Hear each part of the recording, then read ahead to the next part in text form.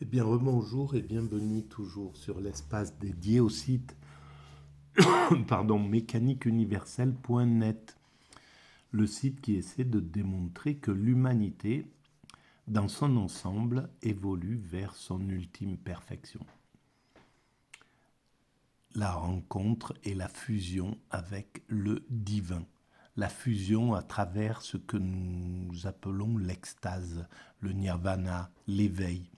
Bref, la sagesse, le souverain bien, le bonheur, la joie, peu importe comment on peut appeler cet état supérieur de conscience. Et c'est vers cet état supérieur de conscience que l'humanité évolue progressivement.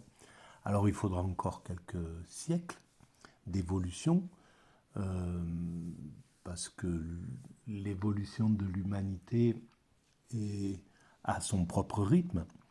Et donc, on voit bien qu'on se rapproche de l'unité, de l'unification. On a construit toutes les structures pour pouvoir s'unifier, l'ONU, l'OMS, l'OMC, etc., etc. L'UNESCO, tout un tas de... les tribunaux contre les crimes contre l'humanité.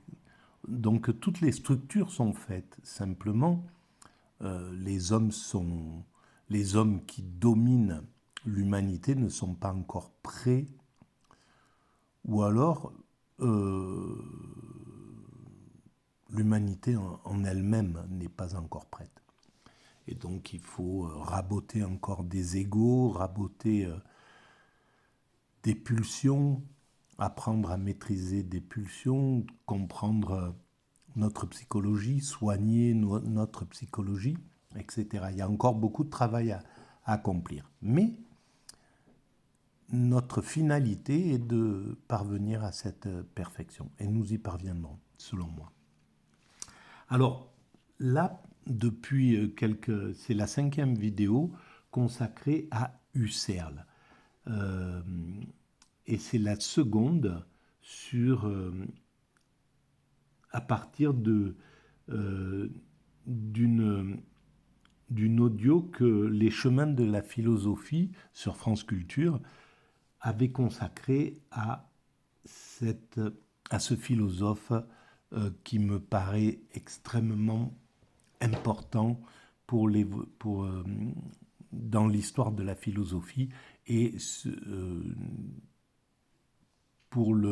justement pour la philosophie qui essaie de comprendre Dieu de façon rationnelle et qui essaie de montrer les limites de la science, les limites de la philosophie, les limites de la religion, etc., etc. Et donc tout ce travail-là, ce philosophe, on va le voir à plonger sa réflexion dans ces domaines importants. La quête de Dieu, en somme. Et même s'il n'en parle pas directement, parce qu'il était d'une époque où il était malvenu de parler de Dieu. On s'écartait pour les scientifiques, et la philosophie était passée du côté du scientifique. La philosophie, son rôle, c'est, pour moi, c'est d'être située entre le scientifique et le religieux. Elle fait le lien entre les deux. Et normalement, elle doit avoir un pied, la main gauche du côté du spirituel, la main droite du côté du rationnel, du scientifique. Et elle fait le lien. Globalement, elle a toujours fait ça. Et globalement, elle a toujours eu une de ces hémisphères qui était liée au spirituel et une autre qui était liée au scientifique. Voilà. Et donc son rôle, c'est d'essayer d'expliquer rationnellement pourquoi il y a Dieu, pourquoi les spirituels viennent avec ces intuitions en disant voilà, Dieu nous a dit ça, etc., etc. Bon, voilà, donne telles intuitions, envoie telles intuitions aux êtres humains. Et alors, donc, dans cette émission-là, c'est la quatrième, c'est le numéro 4. Je commence bien souvent de façon désordonnée. Euh, il me semble que c'est le 4. Hein. La postérité d'Edmund Husserl, avec Julien Fargès, chercheur CNRS aux archives Husserl de Paris, à l'École supérieure de Paris, spécialiste de Husserl. Donc, on va reprendre l'audio et on va commenter. Voilà, je vais m'appuyer sur ce qui est dit pour préciser ma philosophie. Autant de défis qu'on va essayer de relever ensemble ce matin, car nous allons essayer d'être le plus clair possible, peut-être des mises au point de vocabulaire pour comprendre ce que dit Husserl. Il y a plusieurs termes qu'on va employer ce matin et qu'on va essayer de définir, celui de phénoménologie bien sûr, celui de réduction, c'est la méthode qu'emploie Husserl pour parvenir à ses fins, d'époquer, alors en plus le terme n'est pas français donc on va essayer de le définir. Je vous propose pour commencer à définir ces termes-là de répondre à la question que j'ai posée au début. Le but de la philosophie pour Husserl et de la phénoménologie, c'est de revenir au monde. Pourquoi en sommes-nous partis et comment y revenir? Alors, c'est une question essentielle. Husserl disait à la fin de sa vie qu'il n'avait fait qu'une seule chose finalement, c'était de s'enquérir du monde. Et d'une certaine manière, il y a deux problèmes. Le monde, soit on en est parti parce qu'en réalité, on ne le voit plus. Et ce n'est plus exactement parce qu'on en est parti, c'est parce qu'il est trop, en quelque sorte, devant nous. Nous sommes trop près de lui, nous sommes trop dans le monde. Voilà, alors là, c'est fondamental ce qui vient d'être dit. Et c'est là où ces chercheurs comme Julien Fargès sont d'une bénédiction pour comprendre des philosophes aussi compliqués, aussi pas compliqués, mais aussi pointus que Husserl. Eh bien oui, c'est ça en fait. Et là, c'est très explicable. Le monde est trop près de nous. Mais qu'est-ce que ça veut dire? Il parle de la société occidentale, la société qui s'est déconnectée du spirituel. En se déconnectant du spirituel, on ne voit plus que les objets sur leur forme, sans comprendre le fond des choses, même chez les êtres humains. L'être humain, depuis que nous sommes tombés dans ce matérialisme pur et dur, depuis 100 ans ou 200 ans quasiment. Et Nietzsche, quand Nietzsche dit nous rentrons, je vous le dis, nous rentrons dans un moment de la perte de Dieu. Les 200 ans qui viennent sont les 200 ans où l'humanité se sera écartée du divin et ça va poser un problème évidemment. Et c'est très vrai. Et en fait, en enlevant le divin de la nature, des choses, de la vie, quoi, hein, de notre regard, on ne voit plus que les objets. Et chez l'être humain, on ne voit plus que l'objet, pareil. Et c'est pourquoi le marché marchandise l'être humain. Il vaut tant, celui-ci, etc. Celui-là, ceux qui ne valent rien, ceux qui n'ont... Voilà, même les chefs d'État finissent par dire... par avoir le mépris, les sans-dents, le machin, ceux qui ne sont rien, etc., etc. Ça veut dire que on s'est complètement déconnecté de la spiritualité que chaque être humain possède et dont on est censé normalement voir. Mais c'est valable pour les animaux, c'est valable pour la nature, c'est valable pour les arbres, c'est valable, etc., etc.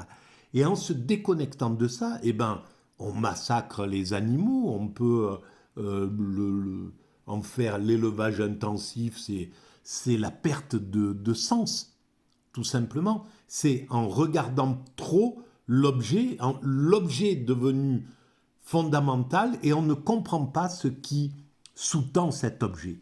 Et ce qui sous-tend cet objet, c'est ce dont je parle dans la plupart de mes vidéos, mais sur la mécanique universelle, c'est-à-dire que ce qui constitue la création, la nature, chaque chose, mais n'importe lesquelles. Ça peut être un morceau de ferraille, comme l'air, comme l'eau, comme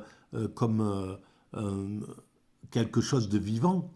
Tout ça, c'est constitué de la même chose qui a créé cet univers. La puissance qui a créé cet univers, qui a imaginé cet univers, qui a eu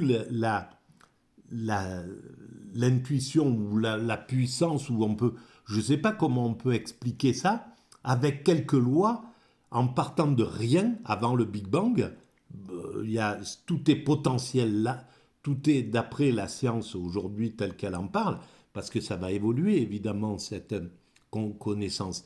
Mais à partir de quelque chose qui est potentiel, la matière n'existe pas, mais est sous forme potentielle, il y a une concentration à un certain endroit d'énergie qui va être le Big Bang, et puis d'un seul coup, ça va projeter la possibilité de la matière, mais à partir du vide. Et quand on analyse la matière, les scientifiques au CERN, les physiciens actuellement, eh ben, ils se rendent compte que la matière, c'est de l'énergie. C'est pas, il y a quasiment pas de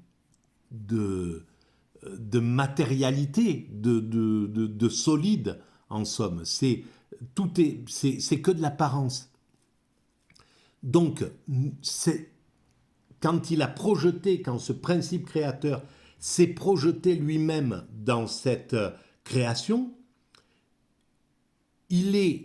dans cette création, il est la forme immatérielle de la matière, donc ce qu'on va retrouver dans le boson de Higgs, dans le quark, dans l'électron, dans la particule élémentaire. C'est ça qui est le divin, dans son essence absolue. Et cette essence-là, elle n'est pas anodine, c'est pas juste du vide, c'est un vide qui est capable de générer ce que nous appelons l'amour, l'affection, l'amitié, les valeurs supérieures. Donc, il est porteur de ça. C'est l'essence de l'amour, en somme, de ce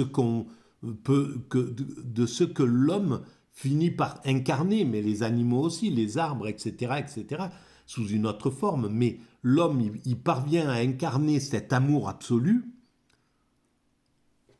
parce que le principe créateur, qui est à l'origine de cet univers, est porteur de cette essence d'amour. Donc c'est pas juste du quark comme on pourrait, ou du boson de Higgs, quelque chose qui...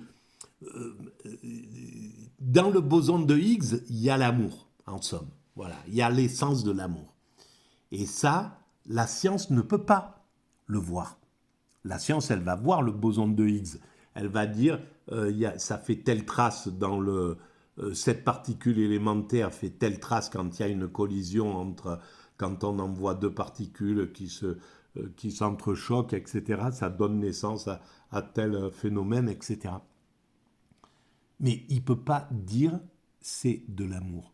Il flirte avec cette idée. C'est pour ça que certains scientifiques vont dire le boson de Higgs, c'est la particule de Dieu.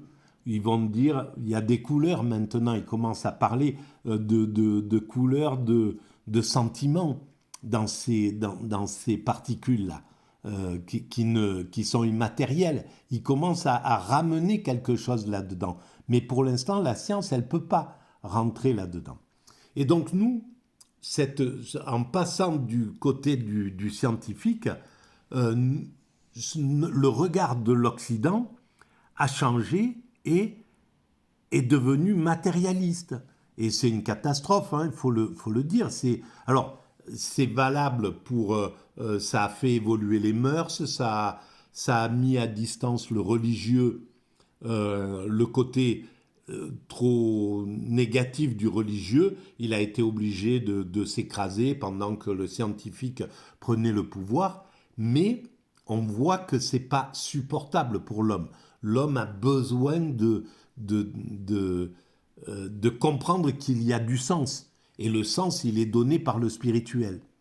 Et donc, de sortir de la matérialité, de sortir de l'homme en tant qu'un instrument. Et en fait, c'est ce que fait le néolibéralisme depuis 40 ans.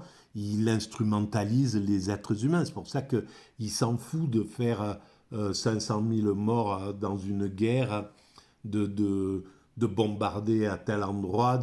Il s'en fout de tout ça. Il a pas, le matérialiste, pour lui, la chair humaine, ça a aucun... Il n'y a pas Dieu dedans. Il ne voit pas le divin derrière. Il ne voit pas le divin dans les arbres, il ne voit pas le divin dans la nature, etc. Il peut raser pour faire du bois et vendre des forêts, il s'en fout. Il peut donner à manger aux vaches de la viande, si ça les fait grossir, il s'en fout. Il peut séparer un petit veau à quelques mois, à quelques jours de sa mère, et puis l'enfermer dans une cage et le nourrir comme ça, sans affection, en oubliant complètement que c'est un animal social, qu'il a besoin d'affection, qu'il a besoin... Donc il a détruit, en fait, le néolibéralisme, là, qui est la finalité absolue du matérialisme, de ces années de matérialisme. Depuis 30 ans, 40 ans, on est tombé dans l'excès complet. Et là, il s'en fout complètement il voit pas il voit pas le divin dans les choses. Et donc, il peut les massacrer, il peut se penser tout-puissant, il peut penser qu'il est Dieu, il peut penser... Voilà où en est actuellement le néolibéralisme. Et c'est pourquoi on doit remercier les sociétés qui préservent le spirituel. Un jour ou l'autre, on devra les remercier, les sociétés qui veulent pas perdre ce côté-là.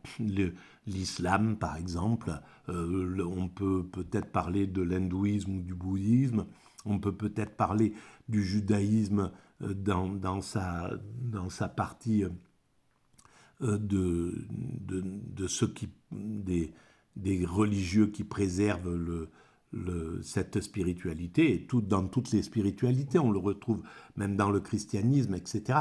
Mais on peut comprendre que c'est fondamental, qu'en fait, il résiste à quelque chose qui veut enlever le divin des choses pour pouvoir les exploiter.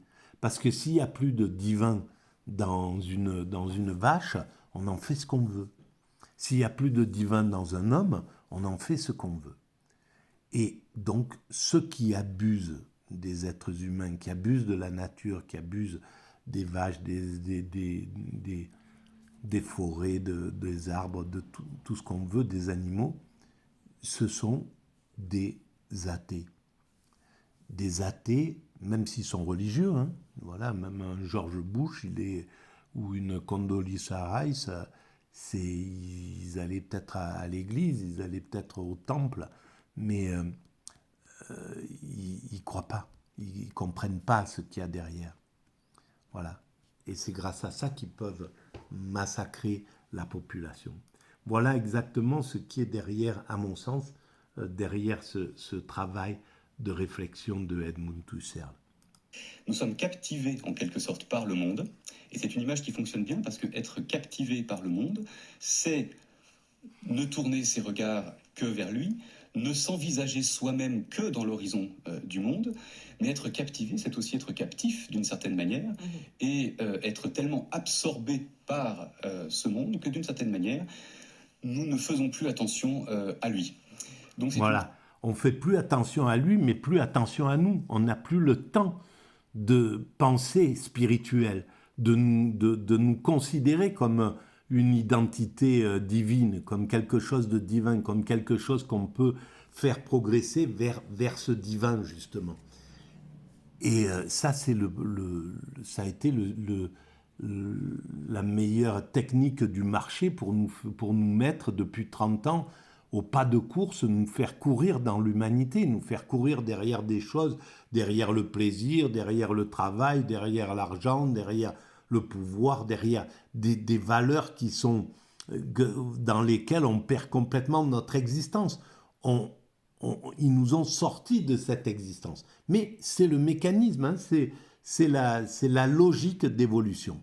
On sortira de ce mécanisme morbide, on en sortira, on commence à en sortir, on en sortira totalement, mais il fallait passer par cette période de déspiritualisation pour des raisons X, Y, jusqu'à ce qu'on revienne à quelque chose de différent.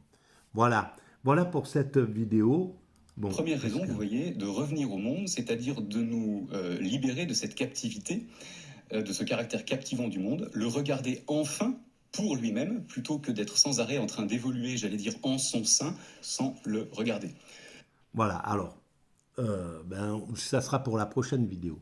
Voilà, si vous pensez que ces vidéos ont un peu d'intérêt, mettez des pouces, abonnez-vous,